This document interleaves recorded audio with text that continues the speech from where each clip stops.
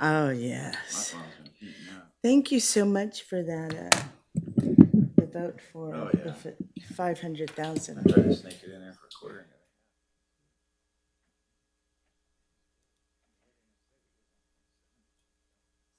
Well, yeah, and that's how they preface that. And so, isn't there, there's no.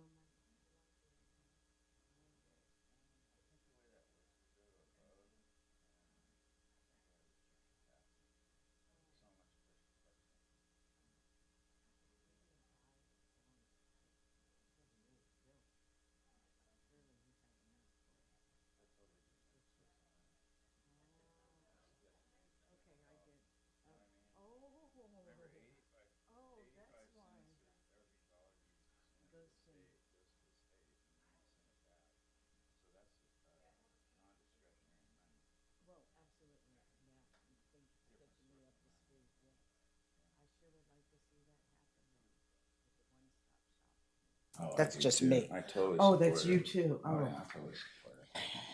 Absolutely. that's the clientele I work with. So that's important because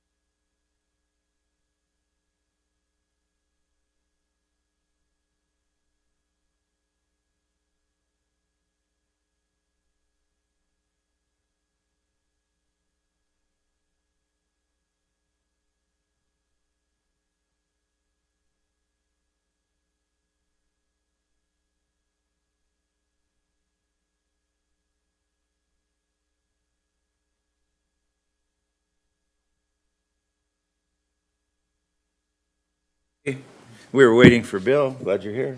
I'm here. All right. hello, everyone. Hey, how are you? Good. How's your trip? Good. I'm going on another one tomorrow. Even better.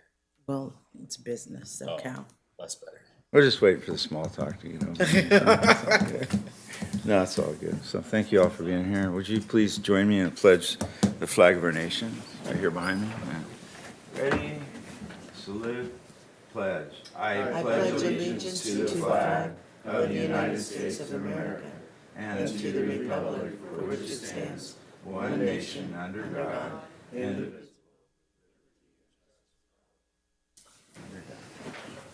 All right. I always like to start with that. Kind of, ooh, you know. Roll call, please. Board Member Connolly, Here. Board Member Goodson, Yes. Board Member Bynum, Here. Board Member Daly, Here. Board Member Riston. Okay. I'll make sure I don't skip nothing like I have been lately. 1, 2, okay, here we go. 3, the board may approve the minutes of May 11th, 2023 special board meeting. Would anybody have any errors or omissions there that they'd like to address on the minutes? Not only entertain a motion to approve them. So moved. Second. All those in favor, I don't have to call roll, right? We're not zooming in. Okay, all those in favor say aye. Aye. Any opposed? Okay, next up is our presentation of the 2022 annual report for the Wyandotte Creek Subbasin. Great. Kelly. there Thank you, are. Chair Conley. I'm looking over there, you're over here. Members of the board, I appreciate it. I'm Kelly Peterson with the Water and Resource Conservation Department. I'm really excited here to introduce to you today Eddie Teasdale from Ludorf and Scalmanini Engineering Consulting.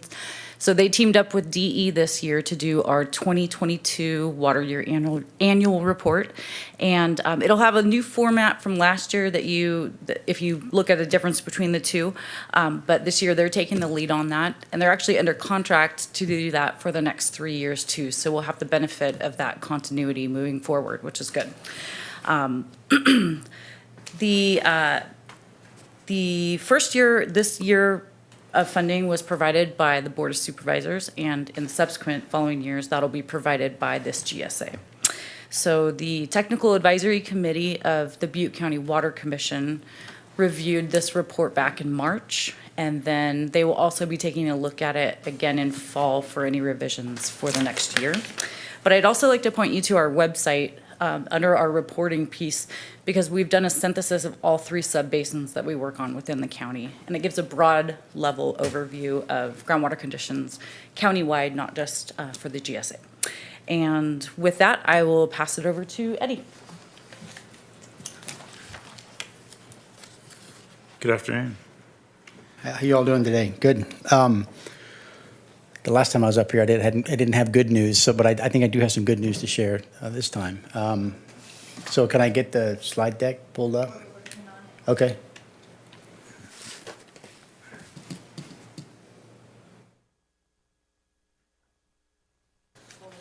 No, that's okay.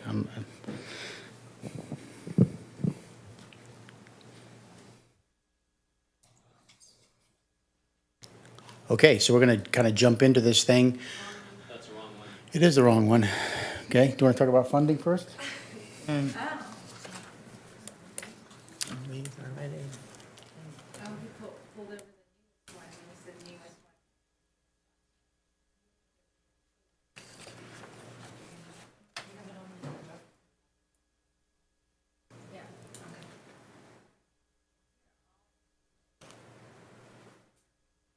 I think that was a test and I failed, so I apologize for that. Yeah.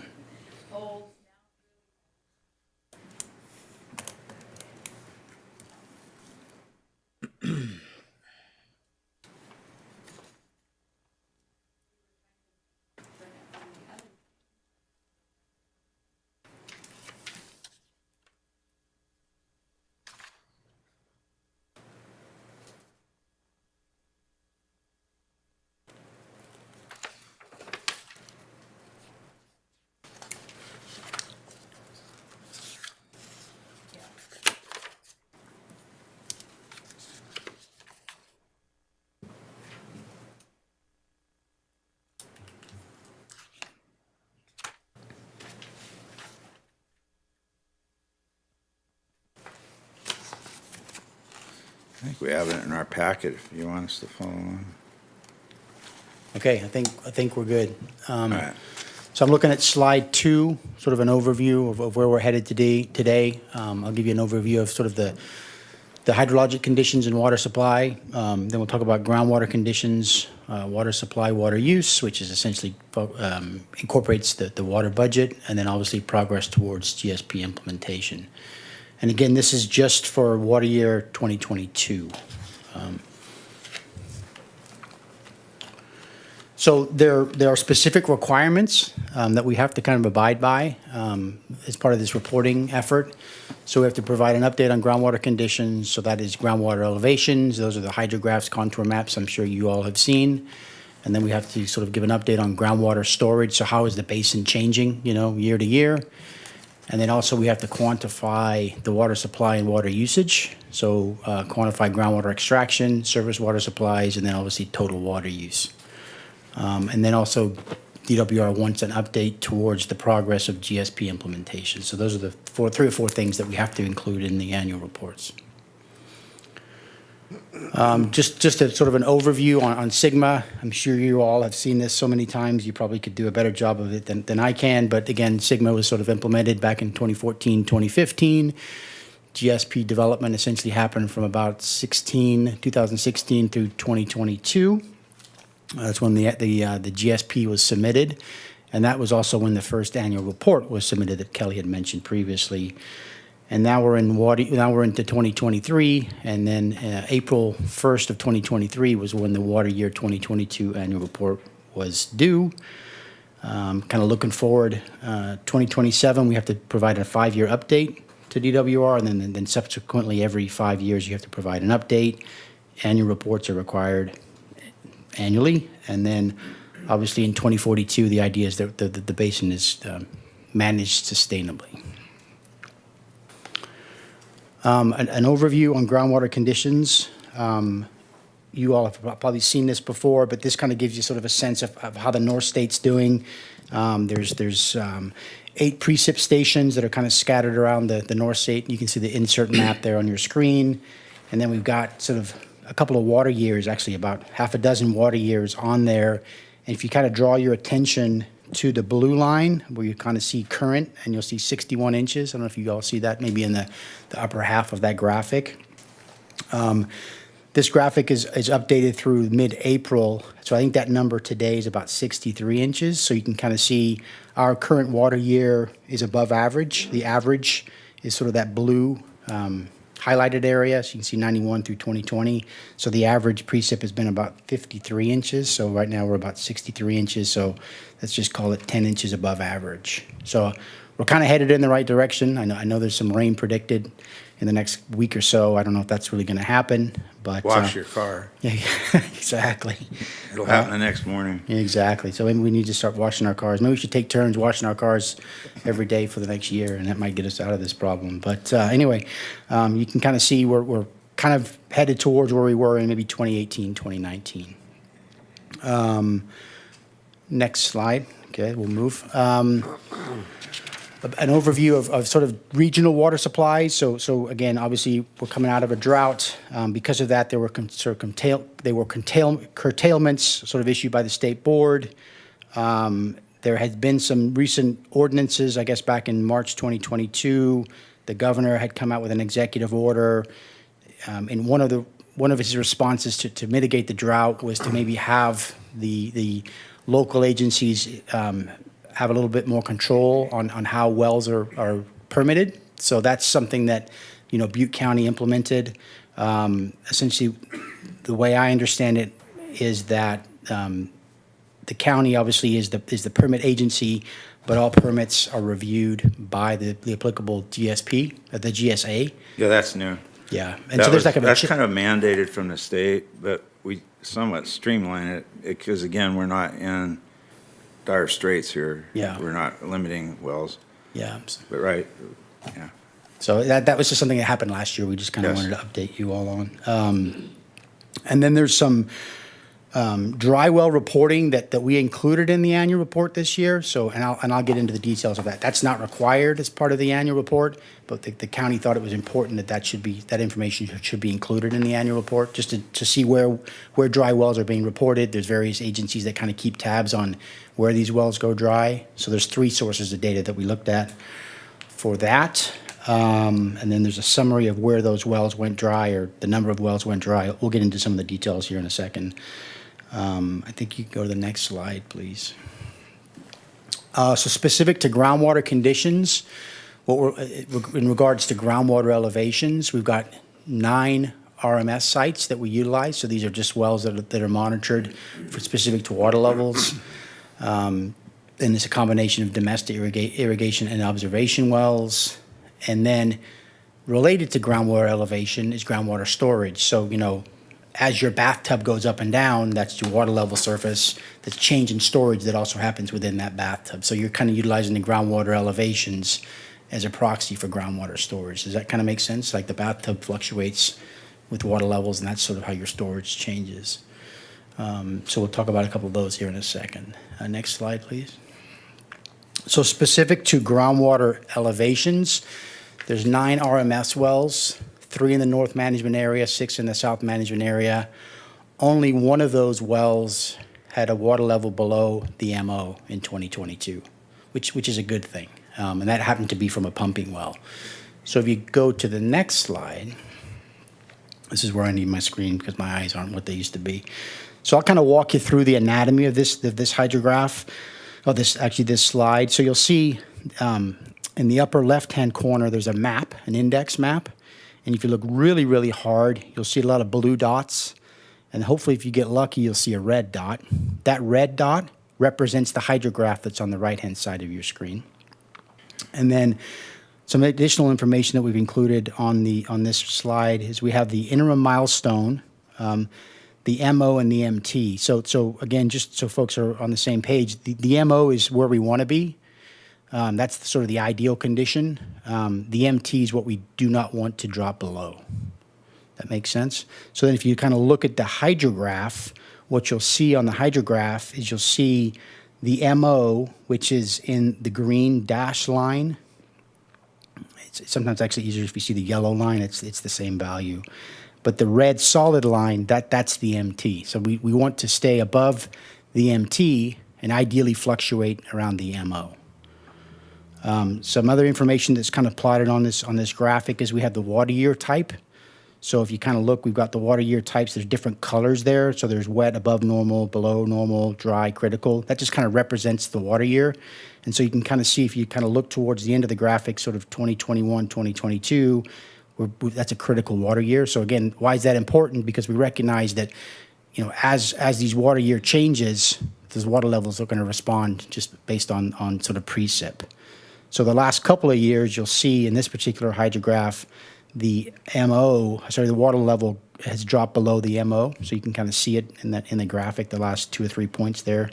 And that's probably related to the current water year type. Also recognize, I believe this well is a pumping well, so kind of depending on when they took the water level measurement, that might be influencing it. The good news, because I do like to bring good news when I do show up here sometimes, is that we've kind of looked at the spring 2023 water levels, and on average, they're about 3 feet higher today than they were this time last year. In some cases, 8 feet higher. So again, we're seeing results, from the wet winter that we had. So this is the only one of the 9 RMS wells that were below the MO, and there's we've got all the MOs and MTs and these hydrographs are in the annual report. Next slide, please. Another color graphic here. So this is looking at slide 10. Lots of information, but essentially what we're looking at here is we're looking at how groundwater extraction has changed going back from 2000. So the solid black line that you see, that's how groundwater extraction has changed. So you can kind of see the groundwater extraction is on the first y-axis there, and that's thousands of acre feet per year. So you can see back in 2000, it was about 50,000 acre feet per year. Fast forward to 2022, it's a little less than that. So again, we're required to kind of report this annually. The dash line, the black dash line that you see, that's the cumulative storage change. And so let me kind of tie that back to the blue bars that you see. So the blue bars, that shows you how the bathtub has changed annually. So that granted, it's a dry year, the bathtub's going to drop. A wet year, the bathtub might come up. So again, when that fluctuates, year to year, there's a cumulative change as well. So the blue graphics or bars show the annual change in storage, and then the black dash line, that's the cumulative. So when you have a wet year, you got to account for some of that as you drop down into the dry year. And then we have the water year types also on there. So again, you can see the last couple of years, 2021, 2022, are critically dry years, and we've seen a reduction in storage because of that. If you kind of pick on, like, look at a 2017, it was a wet year, and sort of you saw the change in storage actually increased. So again, recognizing it's gonna change up and down. Ideally, what we want to do is you want to manage the subbasin so it generally fluctuates where you have, the cumulative change hovers around that 0 mark. That's kind of what you want. I think I've said enough there. So, okay, boom, we're on to the next slide. This is sort of showing change in storage. So we've got polygons, 9 polygons within the subbasin, and you can see the blue dot within each polygon. That's the RMS well. So again, we're utilizing the groundwater elevations to better understand change in storage. So in this particular graphic, the blue polygons show where groundwater levels have actually increased. Red, you're seeing a decrease, and then the lighter shades of red are seeing a smaller change. So in 2022, I think there was about only 13,000 acre-feet of groundwater storage change, which is small. Let's see, what else should we tell you? Cumulative storage is sort of between 7,000 and 15,000 on average. We did see some dry wells in some of these areas, in the management areas. We'll talk about those in a second. It looks like comparing 2021 to 2021 groundwater levels showed about a 3-foot average change. Again, looking at this in 2023, we're seeing about a 3-foot increase, so that's good news. Vulnerable areas. So again, this was something that the county decided to kind of look at. So where are domestic wells primarily going dry? So there's 3 sources of data that we know. The county has a reporting process where folks can call in and report their dry wells and sort of get on the list to get maybe water hauled to them. DWR also has a list.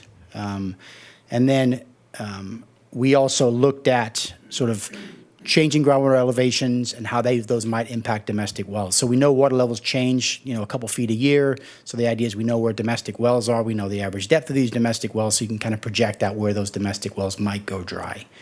And lo and behold, none of the 3 methodologies kind of add up. What we've heard is that we know that folks are sometimes a little reluctant to report to DWR. They don't want the state knowing kind of their business. And so you can kind of see DWR had about 4 wells that folks had reported to. I think the county had about 20 applications. So again, and I don't recall our numbers when we did our analysis, but it just kind of gives you a sense, keeping track of where those wells are, and you can kind of see on the map where those are occurring. Next slide. So now what we're looking at are the 9 RMS wells, the names of the wells, the management area, the actual MO and the MT. So again, the MO is what we're trying to ideally manage towards. And then we have the spring 2022 and then the fall 2022 values. And you can kind of see those are underneath the specific columns, but then the boxes that are highlighted in red, that shows you sort of a change from the MO. So if you kind of look at the first line, this is the well 16Q001. You can look at the MO is 133. The seasonal high, so the spring elevation was about 139 feet above sea level, so that's 6.3 feet above the MO. And then even in the fall, it was still about 5.2 feet above the MO. So, really, I think there was one well, that was the previous well I showed you, that dropped about 2 feet below the MO in the fall, but it was above the MO in the spring. So I'd say, good news so far for what I'm seeing in the subbasin, so especially given the drought. Next slide. So again, these are things that we're kind of required to report on. So what we're looking at here is groundwater, surface water, and then the total water used for different sectors. So ag, municipal, rural, and then obviously native vegetation. So when you kind of add all those up on the groundwater side, it adds up to about 45,000 acre feet per year.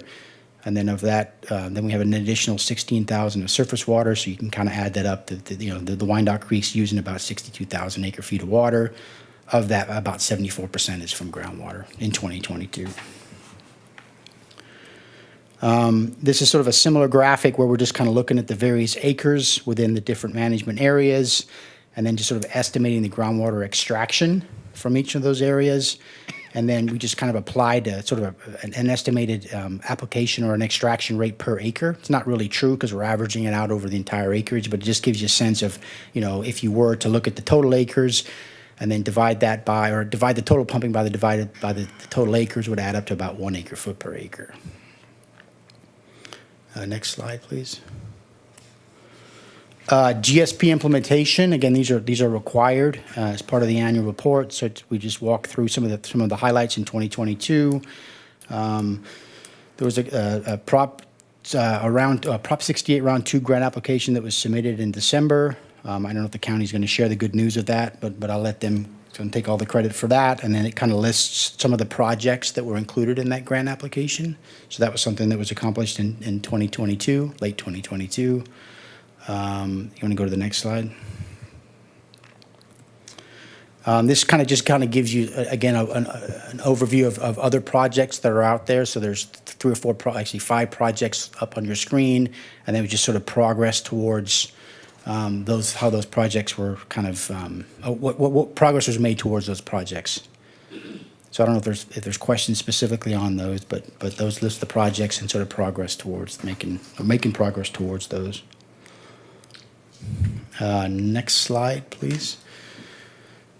So this is sort of a summary. What are your 2022, at least the hydraulic conditions were kind of below average on specifically to precip stream flow, and then above average because of ET. Obviously, extreme drought conditions sort of began in 2020. We saw them through 2022. We think we're out of that now. Because of that, we're seeing obviously lower groundwater levels. There were some dry wells identified in the Palermo area, and then the county has got some projects online to kind of address those.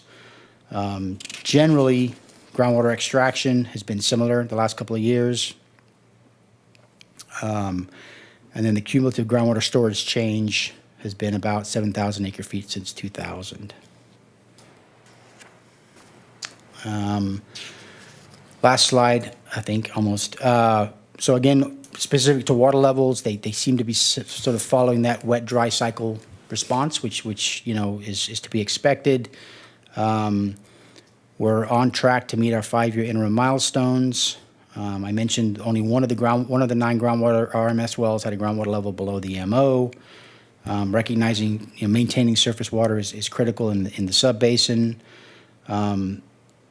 Sort of an overview on the dry wells. Again, we've got 3 sources, what we looked at. And again, the Palermo dry wells that were reported are being sort of addressed through county efforts. And then the GSA has been very proactive on sort of attempting to get grants and track funding through last year. And then the acknowledgements, obviously, Butte County well owners, your staff, the groundwater sustainability managers, and also the technical advisory committee. So I think with that, I'm happy to open up for questions or comments, complaints, whatever you got. Great job. Thank you. All right, thank you. Any questions? Any public comment?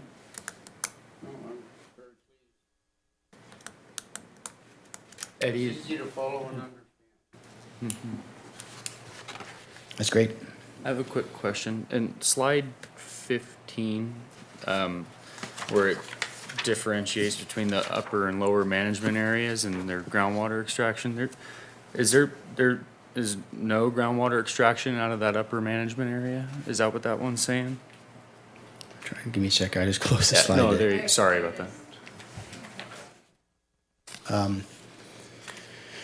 Let's see, south management area, north management area. Oh, let me just go back up. So it's saying estimated is 0.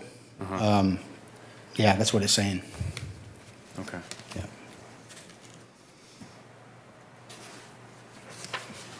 Any other questions? Any public comment? You guys ought to smile out there a little bit. All right, so thank you. We accept for information. No, Then thank we'll go you. to the fun one. Consideration of the final fee report regarding long-term funding for the Wyandotte Creek GSA. Cammy Loescher. Number 5.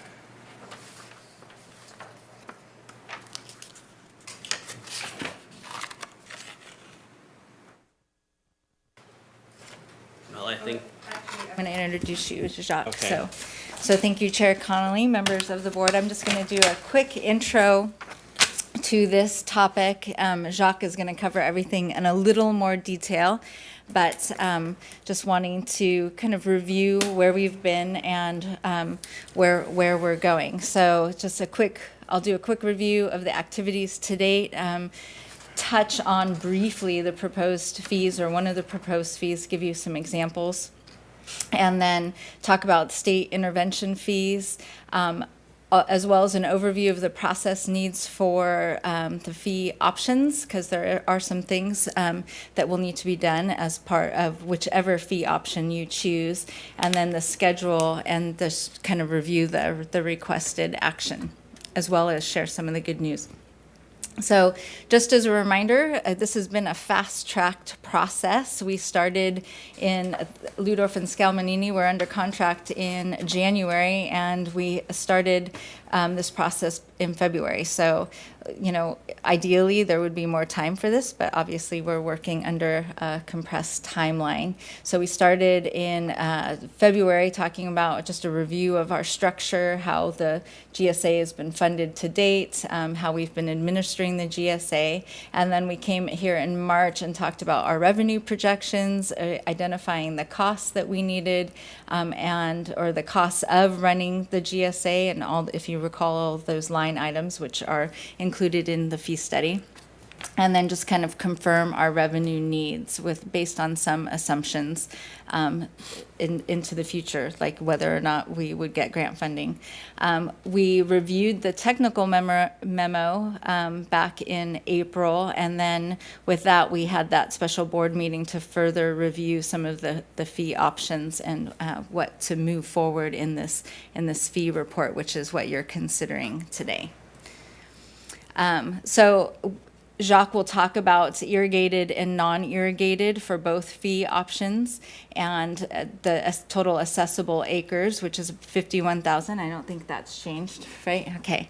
And then when he talks about irrigated land uses, we're talking about orchard or non-orchard ag, city of Oroville, Thermalito Water and Sewer District boundaries, Cal Water, people that receive Cal Water, as well as portions of the South Feather Water and Power Agency's customers within the Wyandotte Creek subbasin. And it also includes unincorporated developed land uses, so residential, commercial, industrial, and many of those areas fall like within Thermalito, et cetera. And then non-irrigated land uses include rangeland, native grassland, open space, undeveloped, as well as dry land farming. So just to give you an idea of what the differences are between the irrigated and non-irrigated land uses. To give you an idea, this is based on the higher end, the $11.62 per acre fee. And one of the things that we really wanted to be able to emphasize is that it is prorated based on acreage. So, a lot of people still ask, am I going to pay the whole $11.62 if I have a small parcel? So this graphic kind of gives you an idea of various parcel sizes, let's say in the city of Oroville as well as Thermalito, and that it would be prorated based on parcel size. So for example, a 4.46 acre lot the fee would be $51.83, and then something as small as a 0.18 acre lot the fee would be $2.09. So just reminding people that it is based on the acreage of the parcel. So also wanting to remind you of the state water board intervention. So if we did not pass a fee and became not in compliance with SGMA, then the state could potentially come in, and these are the fees that would be charged. So there would be a $300 fee per well, and this does exclude de minimis extractors, which are essentially domestic well users, but there would be a fee for domestic or de minimis wells, which would be $100 per well. Also, there would be a charge for per acre foot of water used, which would range from $40 to $55 per acre foot. And then there are reporting requirements if the state were to come in, and there's a late fee if you don't report. So those are, that is what would happen if we became non-compliant with SGMA and were unable to essentially run the GSA, not be able to implement the GSP, and not meet our SGMA compliance requirements, such as annual reports and things like that. So just keep that in the back of your mind. One of the things with either option that you do choose, we would have to come up with an appeal process / policy, and we would recommend doing that before the first bill goes out with the tax roll in December. That way, if people do want to appeal the fee, meaning perhaps we are charging them as irrigated and they're non-irrigated, that we would come up with a framework for the policy for this board to take a look at in July when we come back for the public hearing and that meeting, and that in October. So with that framework, we would probably bring it before the Wyandotte Creek Advisory Committee to review and perhaps make some recommendations on the details of that. And then in your meeting in October, we do have a meeting set in the fall that this board would review and consider that process, and either adopt it then or perhaps provide us with more feedback and bring it back and schedule a special meeting by the end of the year before the tax roll goes out. And then, so today, just as a reminder, once you review the fee report and consider the fee option, what will happen is the fee notice will be sent to all parcels subject to the fee within the subbasin. We would potentially hold a public information meeting. That's one of the things on your agenda today to determine if you want us to have an informational workshop. And then the protest hearing and adoption of the fee would be at your July meeting. So just know that those are the next steps after today's meeting, and Jacques will be able to tell you specific dates and timelines for mailing the notice.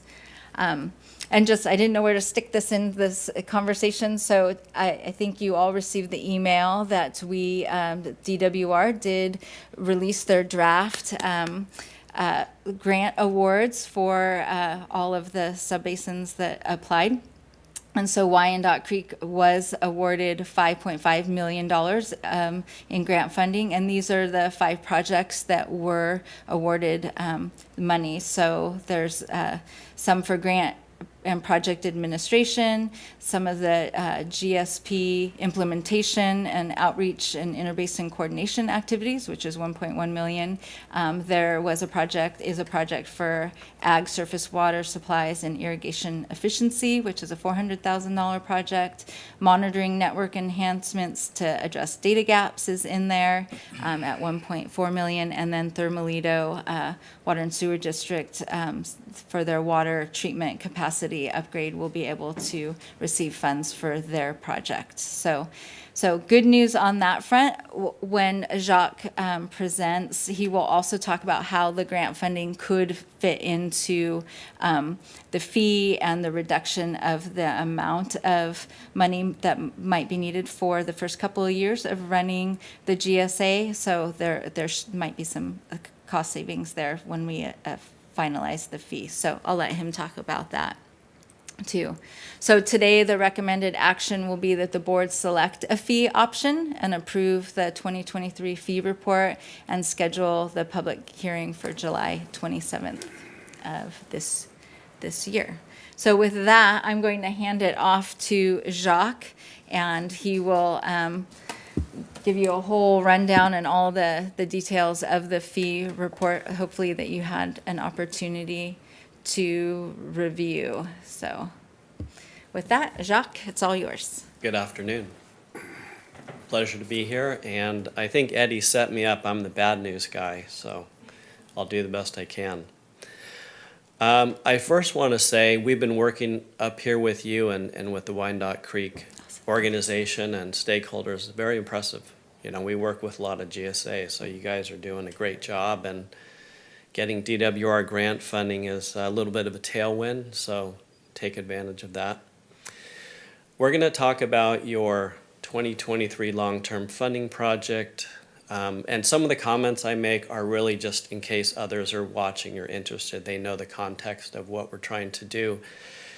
But we're entering a new era of, the post GSP development, which was largely DWR grant funded period, that 5-year period Eddie talked about, that came to a close in 2022. So now going forward, GSAs throughout California need long-term funding sources to fund their GSA so they can achieve all the goals that Cami outlined. So it's a very important project, and so I think it's good we brief you on that to a certain level of detail so when you make a decision you're comfortable with proceeding.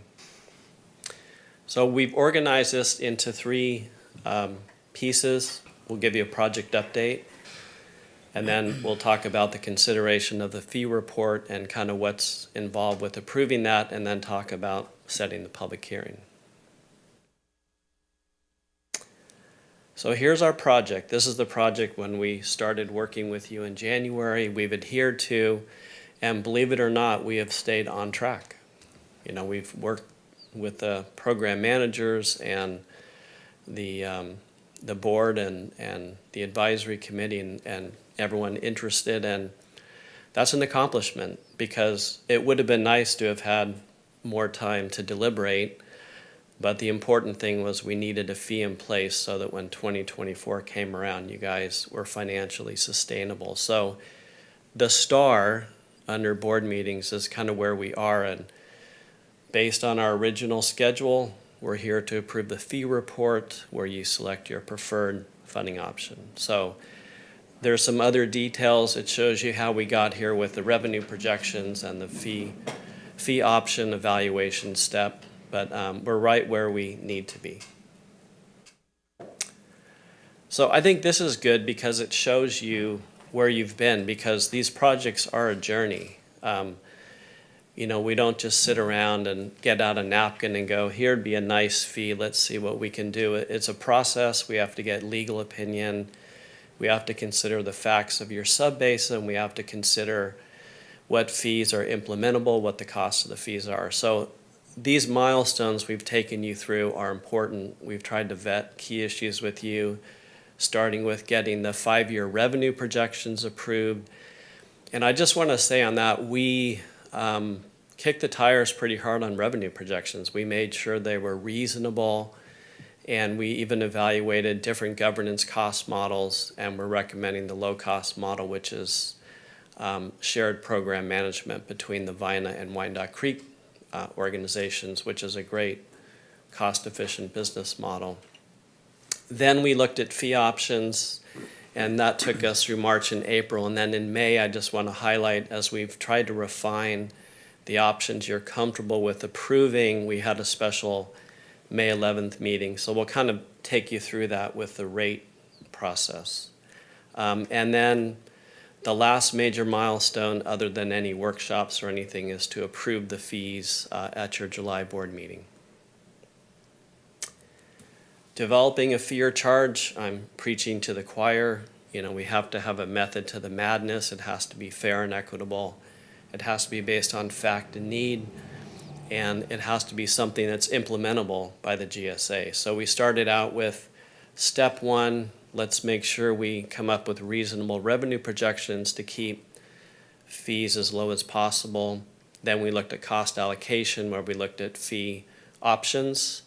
And some of the options we looked at just weren't feasible legally.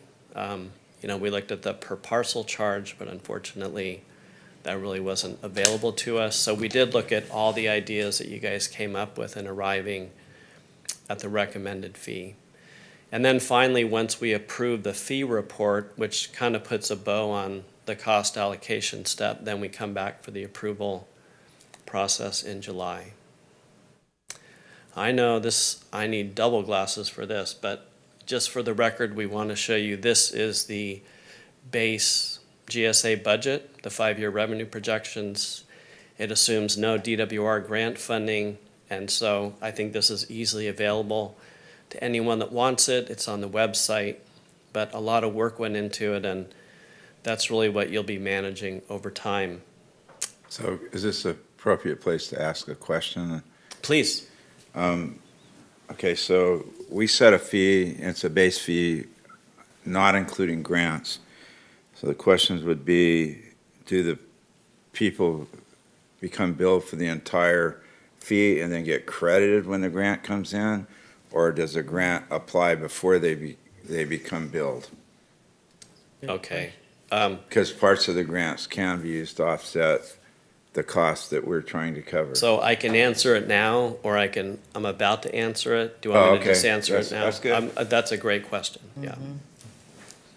So we wanted to make sure we looked at the no DWR grant, worst-case revenue projection, and then we also looked at just what you said, right? At your direction, we wanted to say, what if we do get grant funding? So if you look at the next slide, what you notice is that where the DWR grant funding helps the GSA with the budget is in the bottom half, the Sigma compliance items, because one of the requests for funding was to fund GSP implementation and many of those specific items. So you'll see in the first 3 years a lot of zeros under the DWR grant revenue projection scenario. And so we'll talk about how you can manage that, but we give you that option, and I think by the time you're considering action in July, we'll probably talk more about it specifically, but that's, well. But to be clear, Yes. we'll pass a fee that does not include the grant. And so you're going to answer the question, if we do get the grant, how does it reduce the I am. bill? Okay. Yes.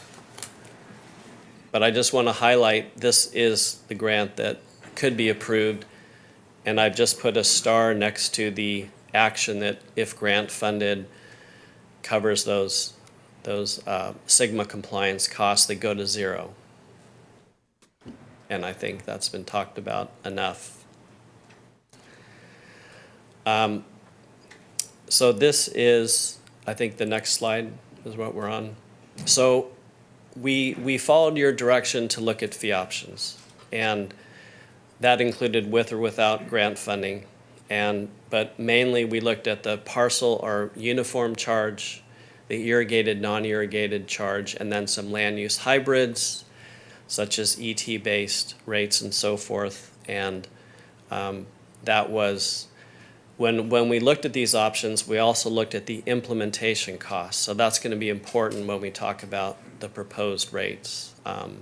So that's something, that we took very seriously, and there's a technical memorandum. If you go to the next slide, we just want to show you a summary chart of all the options we actually considered, and we looked at just the implementation costs all the way from the irrigated, non-irrigated rate, all the way up to the metering, groundwater extraction option.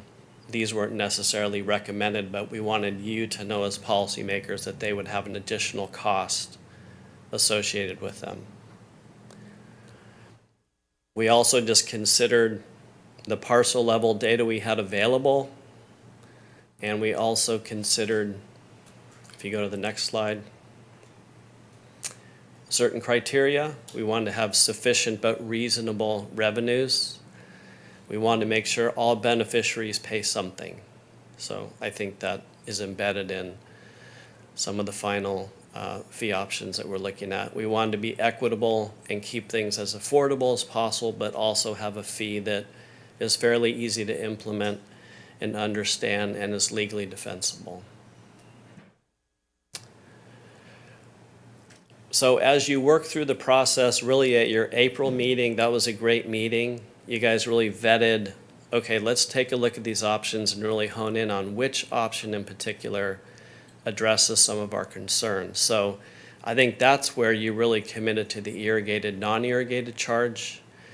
And that really led to the April board meeting, where we refined a couple of options within the irrigated, non-irrigated charge we are going to consider as a proposed fee. So I think that was an important moment. So if we go to the next slide,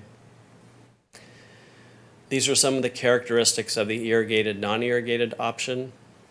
And so we look at our total revenue needs and net accessible acreage. I think Cammie talked about that. We have a footprint to your subbasin, and we can only charge landowners within the subbasin. So there's a net assessable acreage that typically will not include federal, state, or tribal lands, and then there's some other sometimes net assessable acreage that we extract. We also add the implementation cost. So as we looked at options, we add the implementation cost when you're looking at a final proposed fee.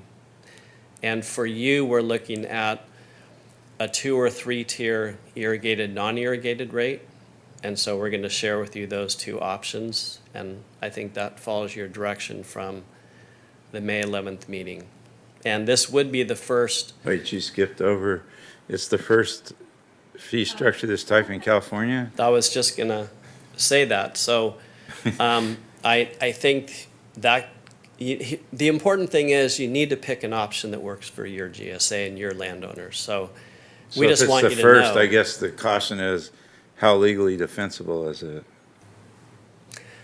Well, so far we think it is, the way we're structuring it. Okay. Yeah. So this is the net assessable acreage. So we have this revenue target we have to meet, and we only have so many acres we can legally charge. So when we look at options, we're moving cost allocation around. When someone pays less, someone pays more. So recognize that's part of how we arrive at the impact that different options have on the users. And we spent a lot of time getting the net assessable acreage correct because we want you to have the facts before you make a decision. So we're going to share with you the irrigated, non-irrigated 2-tier fee structure and the 3-tier, and we'll explain each and show you the options.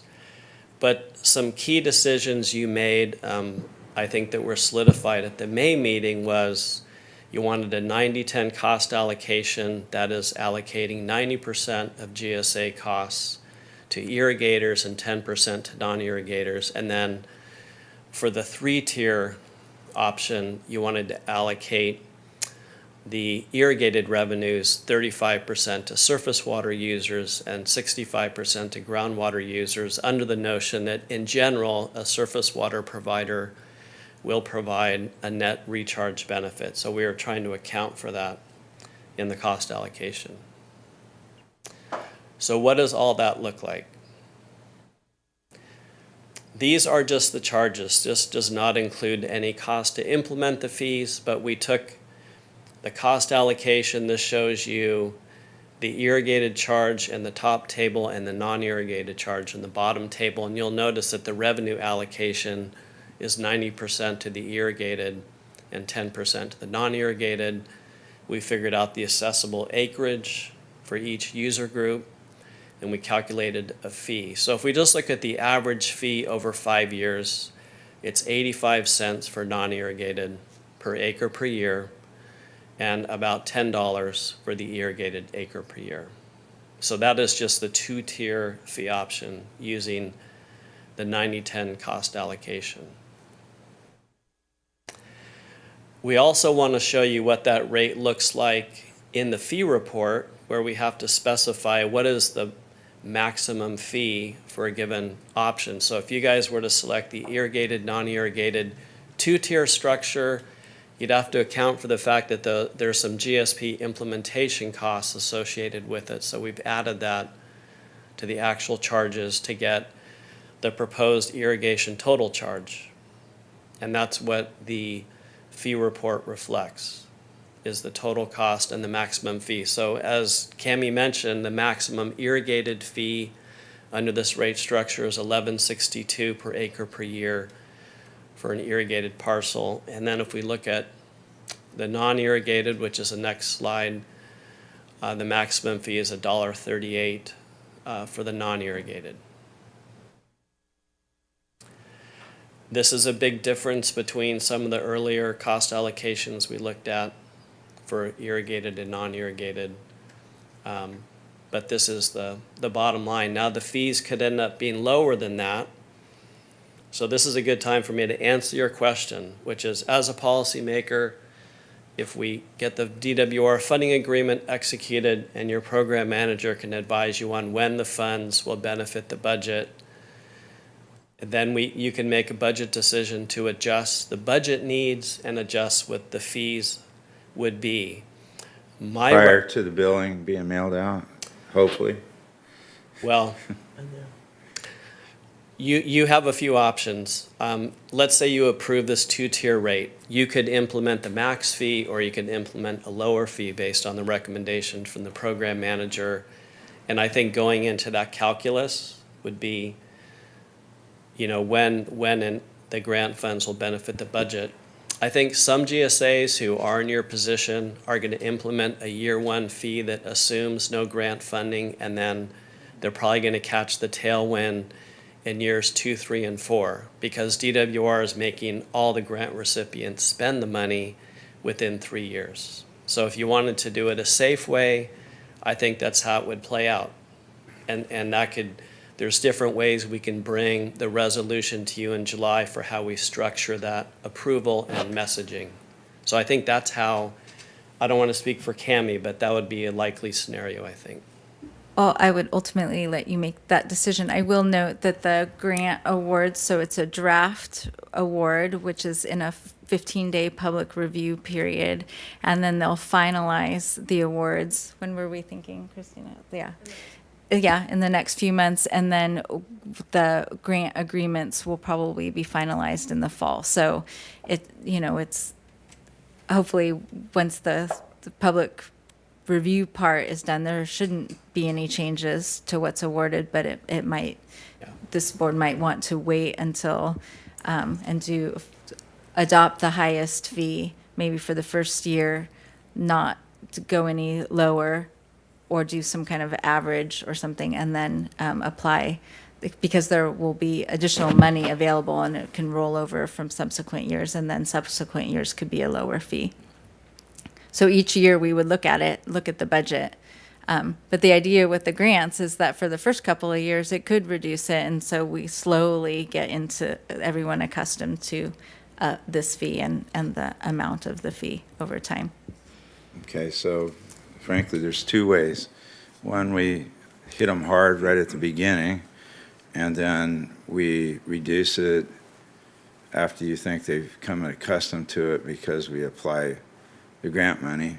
Or the other way is we apply as much grant, we pass that higher fee, whatever it is, say it's $11, and we apply some of the grant money to bring it down.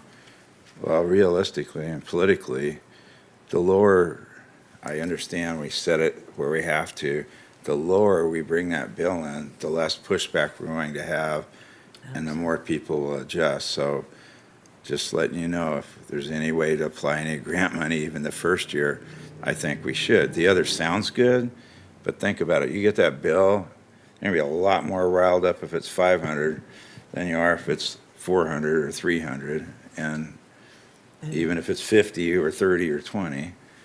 So I would lean that way. I'm just saying in advance if I have board support later. Does that make sense to you as a consultant? Absolutely.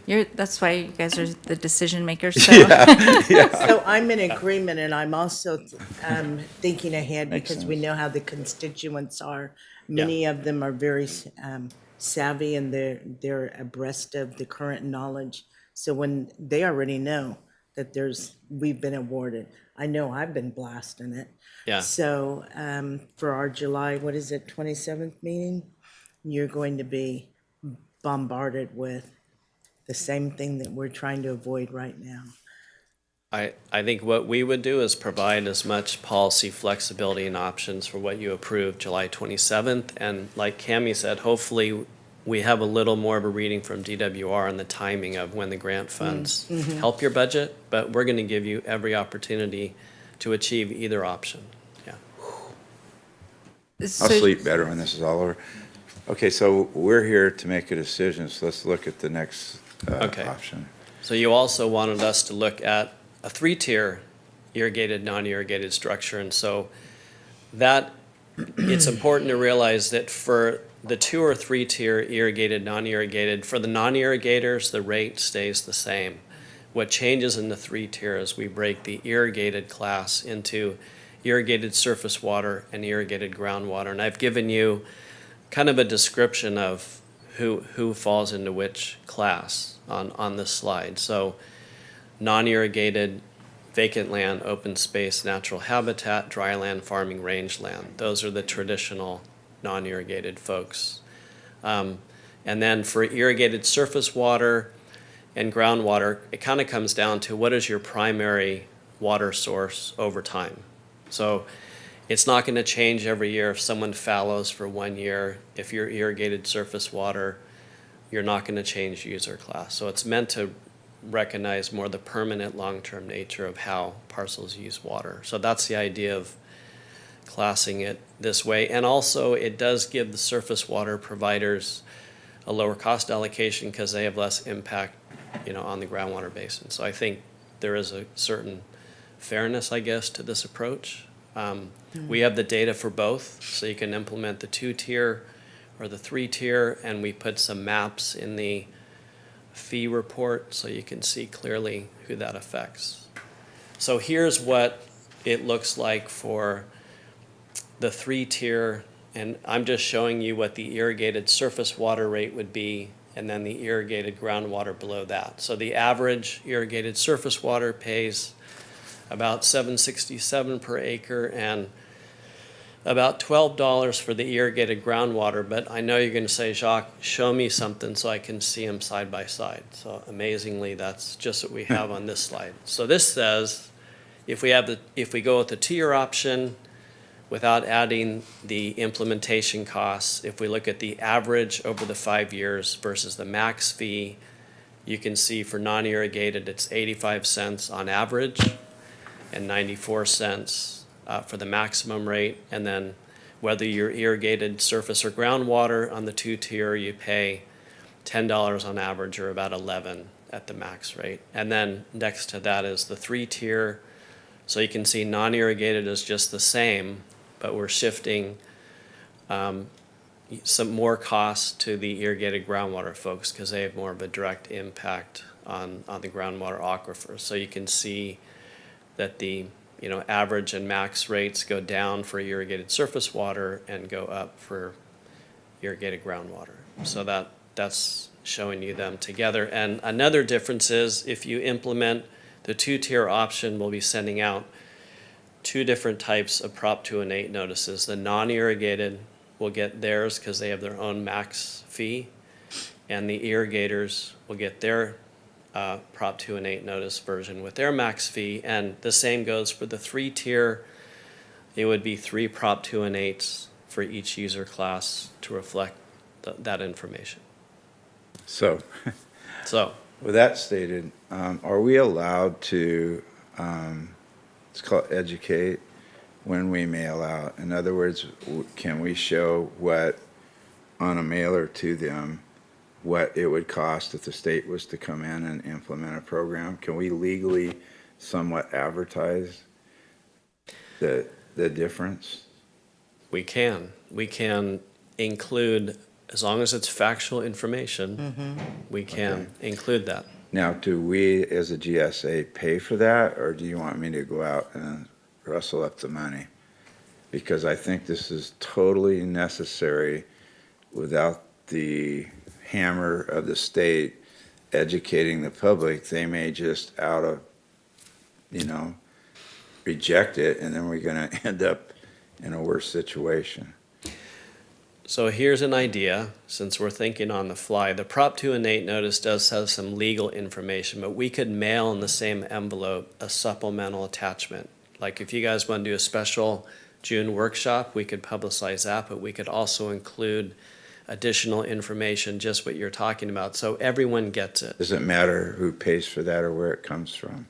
Well, that would be done through your current project, so it's not going to cost you any more. The notice does now show what the state fee is, Yeah. So it does have that information in it. And then we would also, if this board does want to do an informational workshop, we would advertise the informational workshop in that mailing. So every landowner that is subject to the fee will get something that says that there's the informational workshop. So Then the could notice. we do it, I'm being political here, 'cause been doing this 18 years, 6 elections. About to do 6 anyway. And Oh, I failed one, so you're I'm on my running 7th. again. Can we, in that, include the results, another mailer including the results of the public meeting? Because this is an educational process that all of us up here are gonna be in a lot of hot water if we don't educate the public. This is a much lesser evil than the state coming in. You understand what I'm saying? And I wanna be able to make sure that this is legal, that it isn't something that's foul of election rules or 218 rules or anything like that. If I could say something real quick, and this ties right into what Mr. Conley's saying, there are rumors out on the street already. I went to a meeting yesterday, and the rumors were flying around about how much it's going to cost, and what are they going to do, and where's the money going to come from, and the GSA is getting $10 million from the state, and there's all these rumors floating around out there. So I think the quicker we dispel the rumors and educate the public, the better off we're going to be. So I agree with Mr. Conley. Well, I just want to make sure we do it legally defensible and not afoul of any political law. Right, Andrew, I saw, Conley? yeah. This Yes, is Andrew Ramos, GSA Council. Board members, I want to confirm the discussion that you're having and what's being proposed. It's certainly legal. As Jock said, information that is useful in helping landowners to make their decision whether to protest or not, so long as it's factually accurate, is certainly fair game. It can certainly be paid for by the GSA as part of the Prop 218 notice, and it's certainly common to do that in other contexts, and I would see no reason why you couldn't do it here. Okay. Great. And is that okay with staff if we do that? So you're Because I'm saying, willing to go raise money. I mean, that's how much I feel about this.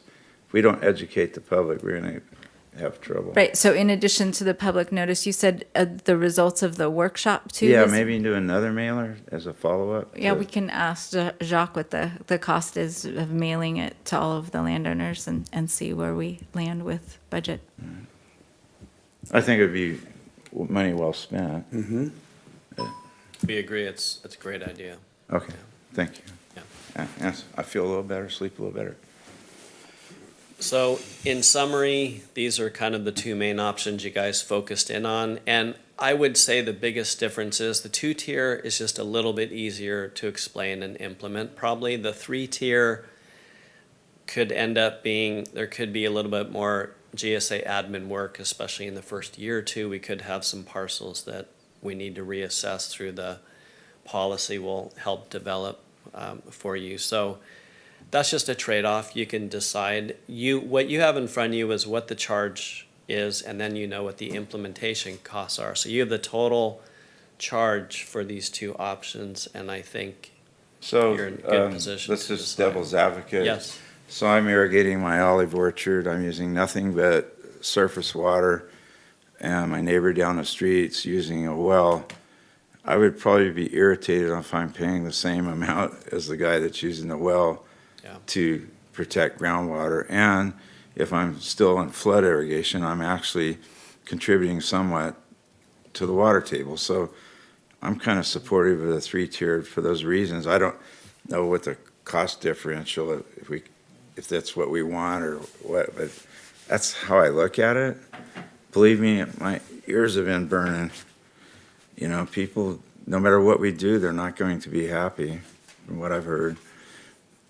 That's a good idea because the Corning subbasin, we're working with them and they're right where you are. They're looking at an irrigated, non-irrigated 3-tier because they have some similar challenges that you do, and that's the only way they're going to be able to implement a fee. So I think it's something that we can do, and we can also do the additional outreach. Any questions? Thank you. I don't want to sit here and if you guys feel like you have enough. So just quickly, the fee report, let me just cover that because it is important to realize what are we recommending you approve. So the fee report will reflect by your action what the preferred option is. So the final fee report we'll say we considered these final two, this is the one going in the Prop 2 and 8. So if you guys want to approve the 3-tier, that would be reflected in your action.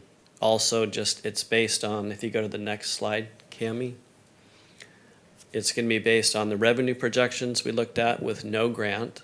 It's going to be, we'll finalize the fee option TM, which will reflect your April 27th and May 11 meetings.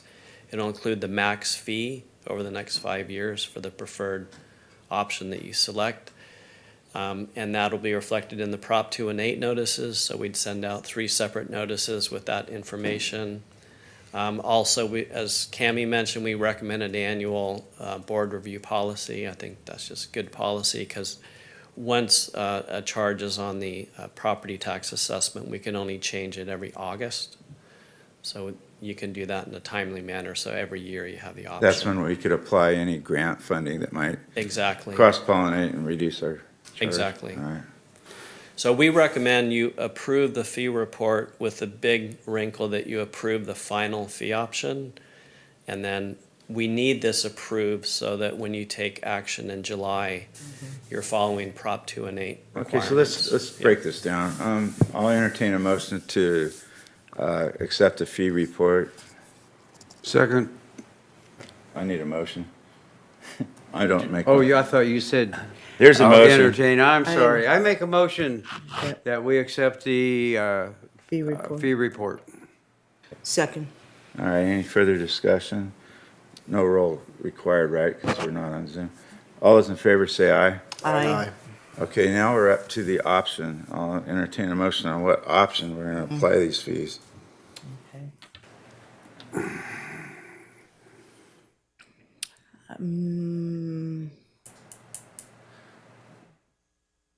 Does the 3-tier option help the appeal process anyway? Like, is there some, obviously, like, it's going to increase the irrigated acre rate for the groundwater users, which could make it a little more difficult down the road, but is it beneficial in any way in terms of, does it help the appeal process? Is there something else that makes it better, or is it just a little bit more complicated?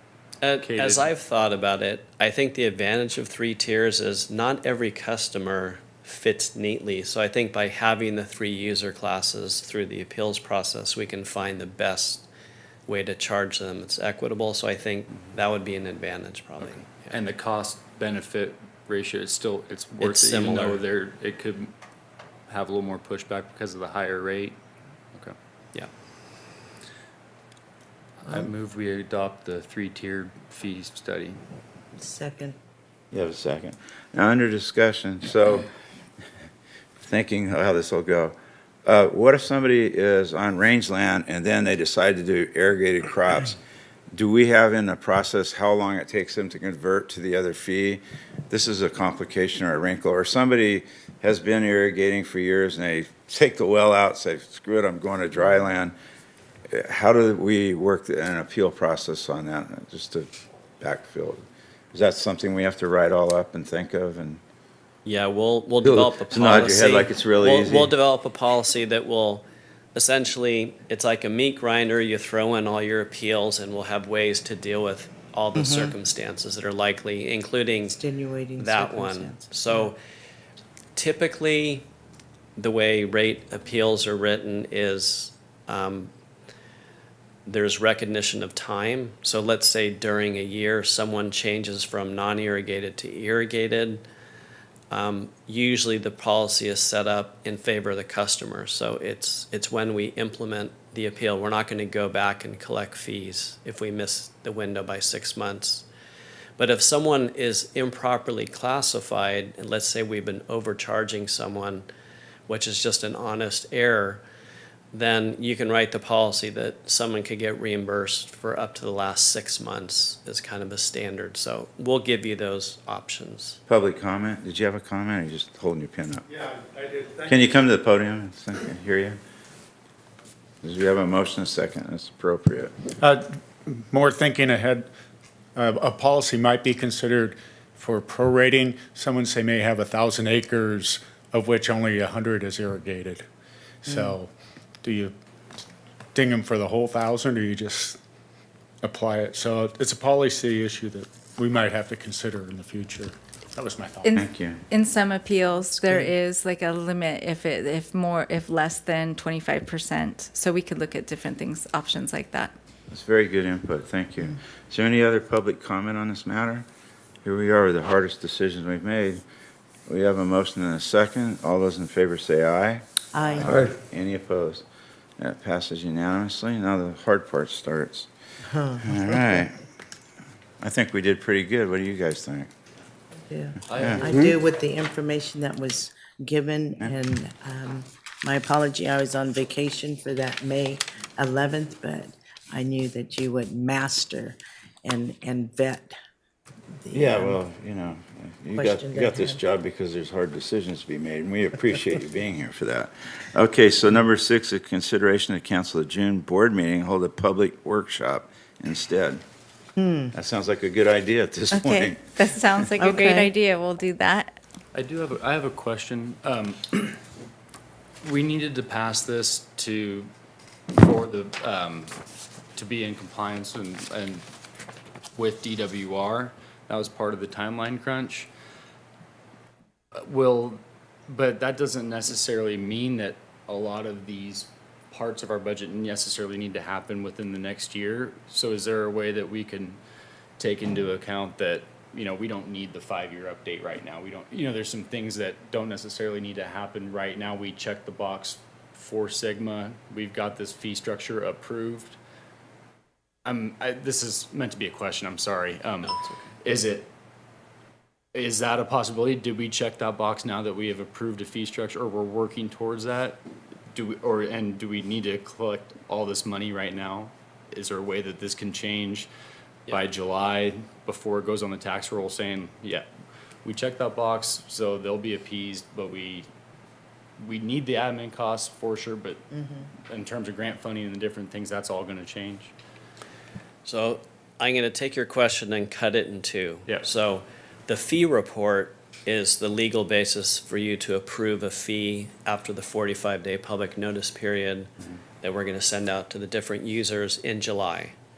So that's as separate from what you just said, which is GSA management. You guys manage the budget, you guys manage the ultimate fees you pass. So you have local control to do that, you know, as long as it's reasonable. So hopefully that answers your question. That's the same time that we'll apply, like I said, grant fees. grant.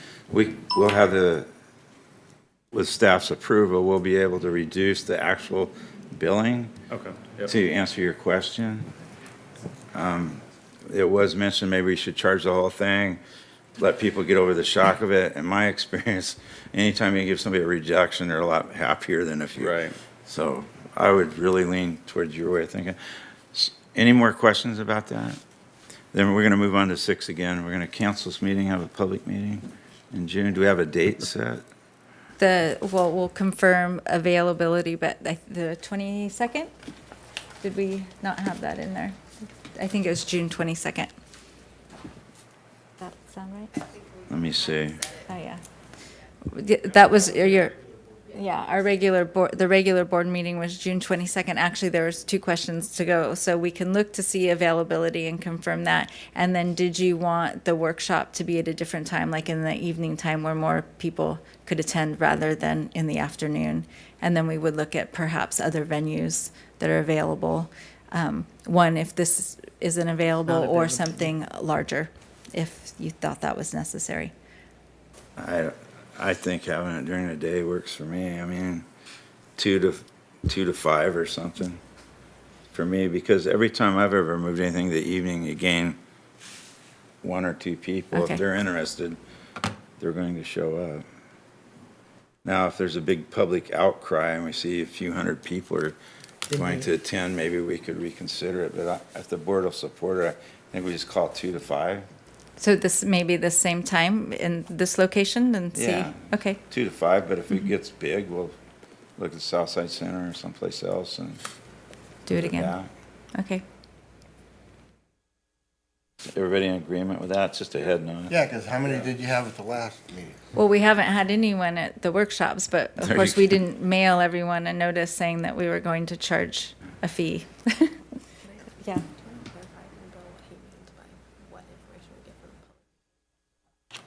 Oh, so Christina was asking, Chair Connolly, if you could clarify what type of information that you would want to include in an additional mailer.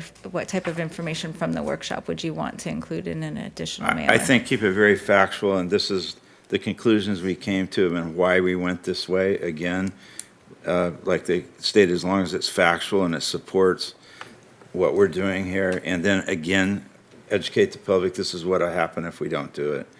I don't want to bend any rules or make it bigger than it is, but I think that education is going to save us a lot of heartache down the road. Jacques, do you think our existing fact sheet and frequently asked questions some of it might be able to answer that? Yeah, I think we might I have can work with something. you on, I'm Okay. really good at like political ads and stuff. Okay. But I don't want it to be political, I want it to be factual. Right. Like you might have on the front, this is what the state wants to do with a ban sign through it, and this is what we are doing on the back. I mean, if that's legal, as long as it's factual. Yeah. We can work. They get something your out. eye. Just emphasize the. And postcards the are read concern more of often than letters. State control. And we're a city that is a stickler for not wanting government in our business. Yeah, We'll work something up. all right. Any other questions or comments on that? Verbal Management Committee updates. So just noting that in your packet is the quarterly well permit summary report, and on the last page of that, it does talk about the number of wells that have been permitted in each of the subbasin per the executive order. So just note on since the issuance of the executive order last year, of March of last year, there's been 40 wells permitted, most of which have been large diameter, with a handful that are small diameter wells that are used for irrigation. So, Okay. Any questions or comments on that? This time I'll accept public comment on anything not on the agenda. We cannot take action. You're more than welcome to come to the podium. Seeing no interest in that, we'll close public comment. We're going to adjourn the meeting. We'll see. We will have a informational meeting in June, and our next regular board meeting will be July 27th. Class dismissed. Good job, everyone. Thank you. Thank you. Yes, I'm gonna we sleep appreciate better. it. I've been worrying about this and worrying. Because you answered all my questions, though, that I had about, I was really worried about, I was gonna go out and raise money and. Thanks, make mailers Andrew. up. No, really, but I didn't know how to legally do it. Thank you.